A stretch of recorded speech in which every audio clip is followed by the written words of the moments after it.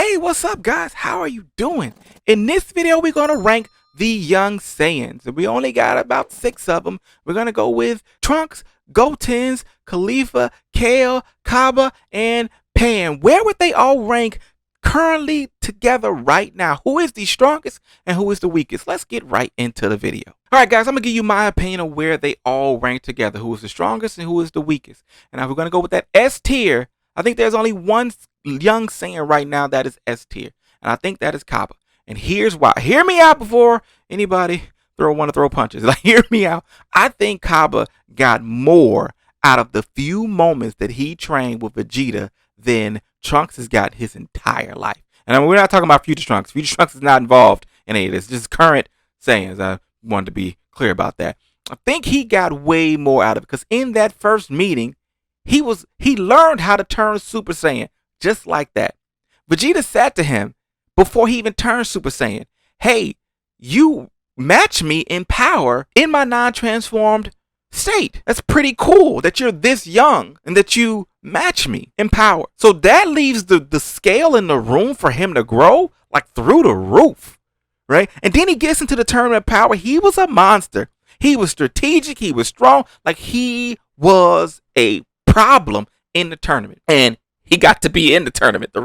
Few of them didn't even make it to the tournament, so he made it to the tournament. So that's why I think Cabba is the only S tier young Saiyan currently right now. And then we got Kale and Khalifa, and I think Kale is the only A tier fighter. I mean, because she clearly has the Broly factor. Like, we have to factor that in. That power is massive. It's amazing. And she was able to go toe to toe with Goku and Goku and Vegeta. Like, she was able to go toe to toe with him. So I think we got to put her in the A tier now. What leaves her out of the S tier is that she didn't have that battle mindset. It was all pure rage, pure Broly rage. Like, it was like just, you know what I'm saying? She wasn't really strategic with it. And Cabba is more strategic and he used everything to his advantage. That's what sets him a little bit above her, and that's why she wasn't in the S tier. But pure power, she got to be in the A tier because she had it. And then Khalifa starts off the B tier. She was just a little bit weaker than Kale. Like, that's it. It was just a little bit, and it's because she had the Broly. Like, that's what set them apart. But the way she was able to fight, turn her power on like that, like, she was a problem in the tournament as well.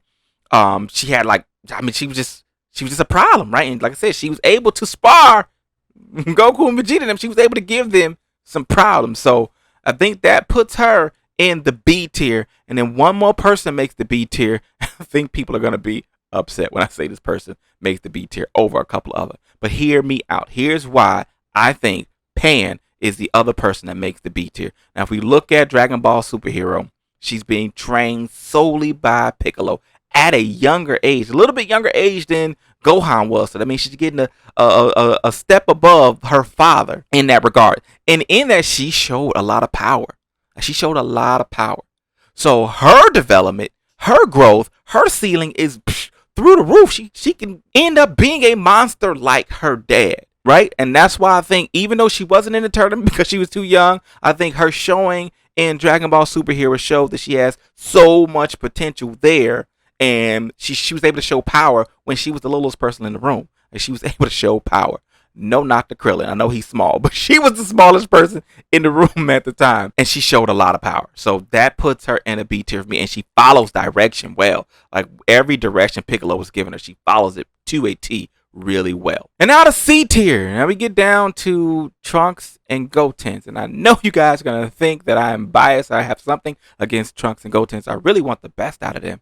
I just feel like they're currently trash at the moment. But I think there's only one of them that's at a C tier. And I think it's got to be Trunks because of the training style his dad has. Now, when Vegeta is around, he trains really, really well. And I think he pulls out. I mean, look what he did for Future Trunks. He pulls it out of you. Like, he pulls it out of you. And he'll make him a monster if he spends a significant amount of time with him training.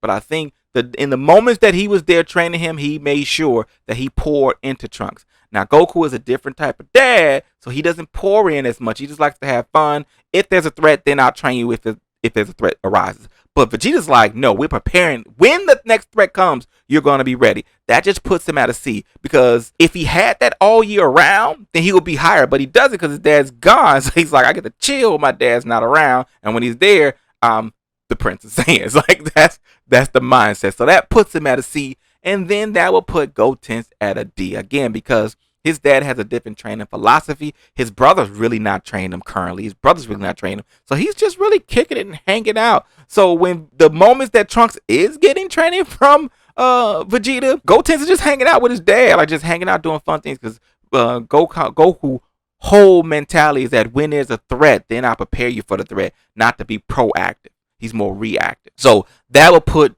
Goten in the D category.